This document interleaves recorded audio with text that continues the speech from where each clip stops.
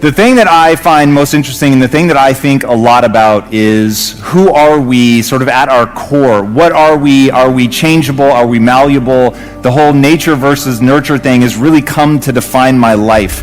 It's time. It's time for you to level up.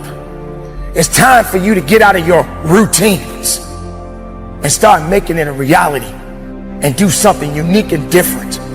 Struggle a little bit, hurt a little bit, sacrifice, and dedicate yourself. It's never that pleasant to talk about the negative, but we got to talk about it because life is part negative. These attitude diseases are like weeds that grow in the garden. It's a normal part of life. The right goal with the right plan often generates its own motivation. No matter how big your ultimate goals are, they are comprised of smaller goals that are manageable and easier to tackle. Treat yourself each time you reach one of these goals. It may be movie. 28, go motivate yourself. Stop chasing gurus and do the hard work. Night at home, or a meal at your favorite restaurant, or reading a new bestseller. Sometimes achieving these smaller, short-term goals are all the motivation you need to start working toward the next short-term goals. And whenever I give a business talk, the first question I ask is how many born entrepreneurs we have in the crowd. And normally people get all amped up and they're hyped and they're yelling and screaming because they think that that's somehow a better state of being, to have been born something than to have made yourself. But my thesis in life is it doesn't matter who you are today. It certainly doesn't matter how you were born. The only thing that matters is who you want to become and the price you're willing to pay to get there. Now, I think that Ray Dalio, the guy that created Bridgewater, which is the largest hedge fund ever, has been a truly just wildly successful person, said it best. Because there's no other way. The time is right now to make a difference, to be better than you was yesterday. Now, you may not believe this, but you got to do more than less. You got to give a little bit more than less. Whether it's on your job, with your family, with the workplace, whatever it is that you're doing, in the fitness realm, your nutrition, whatever it is that's holding you back, you got to take it to the next level. You got to stop being complacent. Sometimes you need additional incentive to stay on track. When achieving a goal isn't enough motivation in and of itself, tie a reward to achieving the goal. Treat yourself to a new book, a night out, or watch a favorite movie on Netflix for the 10th time. Accomplishing a small goal deserves a small reward. Accomplishing a large one deserves a large reward. You have an article published in a voluntary Bar Association e-newsletter. Treat yourself to a movie. You're appointed to a committee chair or to a board of an organization that deserves a larger reward. I don't know that the life that I have lived is better than somebody who wanted to live a stress-free, quiet life. I only know it's the only life I could have lived. And that's how I feel about the pursuit of greatness. What I'm going to talk about up here is that. I'm going to talk about wanting to become extraordinary, to transform yourself into something that is truly undeniable, to become so good that they can't ignore you. And that has been truly what I've tried to do with my life. But I don't prescribe it for everybody. I'm not saying that this is the only way to live your life. I'm just saying it's the only way that I could have lived mine. Now, the irony is I start about as far from pursuing greatness as you're ever going to get. And my parents taught me to be a good employee, to keep my head down, do as little work as possible, and avoid punishment at all costs. And that was real. That was my existence. I cheated my way through high school because I knew that I needed to get good grades, but I didn't want to put in the work. You're always looking for the easy way out. There is no easy. How can you be successful in life if it's easy? Why do you feel that easy is the best way to get to the level you want? How do you think a champion becomes a champion? A champion doesn't get it the easy way. A champion is a champion for a reason. And I'm not saying you got to get in the ring and knock somebody out, but you definitely got to knock out those excuses. You got to knuckle up, and you got to buckle up, and you got to be about your business. Why are you constantly making excuses? Do you really believe that excuses is going to save you? Do you understand what it means that you have to get to a level that you have never been in your life? Do you really have the mental fortitude to level up? This is the time right now for you to recognize the truth. about who you really are inside. Now, it's true that everybody doesn't have what you have. Here's a good phrase to note. Negative is normal. It's not successful, but it's normal. It's part of life. And here's the next key, in my opinion. You must learn to handle the negative. Don't ignore it. Handle it. Now, I know some people teach the other way. And listen to them. And listen to me. And then make up your own mind. Right? Don't be a follower. Be a student. But I say you got to handle the negative. You don't have to live in it. You don't have to dwell on it. But you do have to handle it, my opinion. I know some people teach, just turn your head real quick and say, there's no weeds, there's no weeds, there's no weeds. They'll take your guard.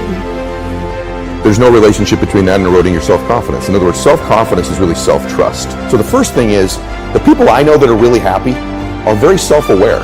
In fact, the best entrepreneurs I know are very self-aware. They're aware of their shortcomings, right? They want to improve them. They want to get to the next version of themselves all the time. And so, for me, self-confidence comes because I didn't have it. And I think anytime you meet somebody like yourself or myself who might now appear self-confident, because I really had to find tools and resources because I was so insecure and shy and introverted. So I had to find techniques and resources to build that up in me. And for me, it's very simple. It's the promises that I keep to myself.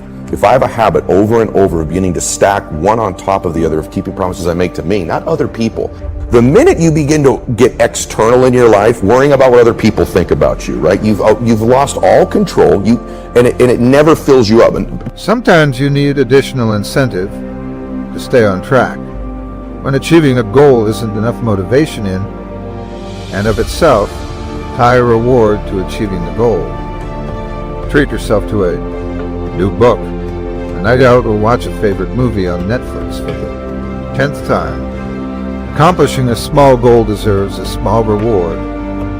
Accomplishing a large one deserves a large reward. You had an article published in a voluntary bar association e-newsletter. Treat yourself to a movie. You're appointed to a committee chair or to a board of an organization that deserves a larger reward. So you've got to handle the negative. Here's what part of it is. It's called the Great War between good and evil. And there is a war on. The minute you were born, you got involved in the war between good and evil, between darkness and light, between negative and positive, between evil and good, between tyranny and democracy, between weeds and human activity. I mean, the war is on. If democracy sleeps, guess who never sleeps? Tyranny. In the absence of light, guess what's automatic? Darkness. If good does not arouse itself and become active, guess what moves in? Evil. It's a war.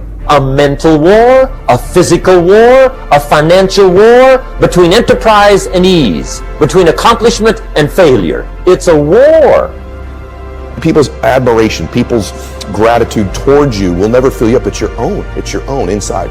And so for me, self-confidence comes from keeping the promises I make to myself. And the other part of it is being aware I'm doing it. Most people don't give themselves enough credit all the time. They're very aware of these 20% things and not aware of the 80, right? And that's why the dosage is so important too. You've nailed it. It should be 80-20, right? Because people get addicted to this.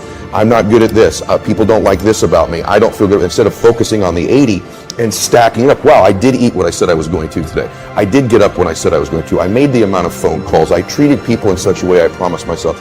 It's not just doing those things. It's rewarding it. It's being aware of it and stacking that up. When I work with athletes, the successful athletes I work with, when they're in a slump, it's never that they can't hit a ball anymore or make a shot or swing a golf club. They've lost their self-confidence. Somewhere along the way, they've lost the ability to focus on the things they are great at and stacking those promises they make to themselves. A list of the articles you've written, events you've attended, and leads you've pursued. It can be hard on ourselves for not achieving enough quickly enough. A journal in black and white reminds us how far we've come and what we have already achieved. Success breeds success, and accomplishments breed the desire to achieve more.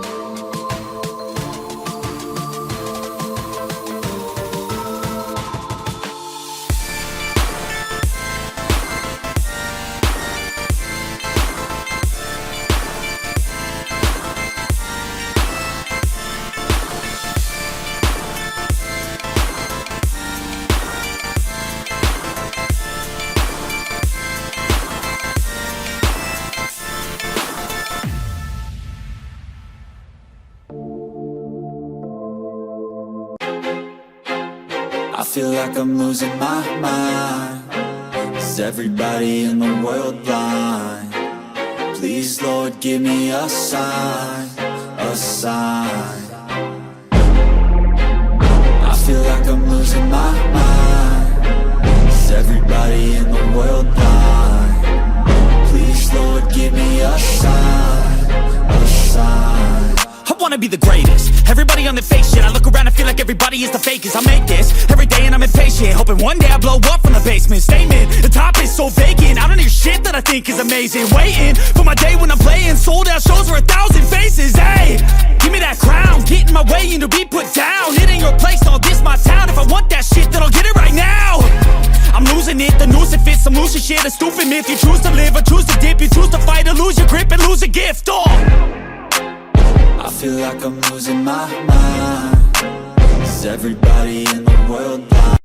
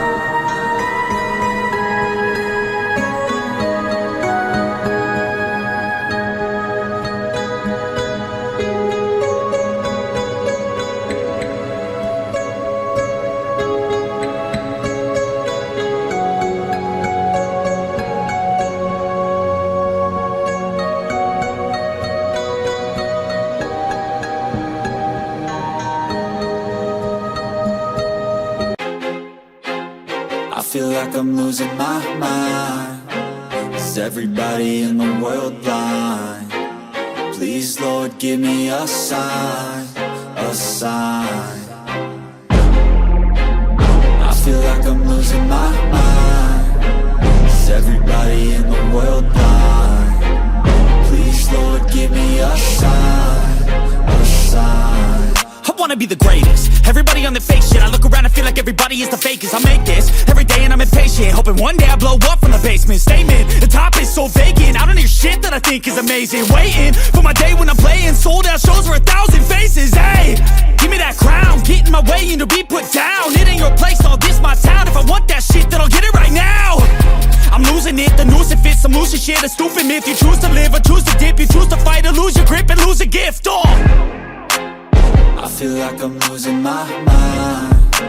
Is everybody in the world blind? Please, Lord, give me a sign, a sign. I feel like I'm losing my mind. Is everybody in the world blind? Please, Lord, give me a sign, a sign. Yeah. There's no mercy in this world, just hunger-thirsty persons in different versions. Each new update, that shit worsens. Why? Pull back the curtain and you'll see the different vermin. We all have different burdens that all seem to cause disturbance. Yo, so do me a favor, don't treat me like a neighbor. Don't need the different flavors of your problems just to savor.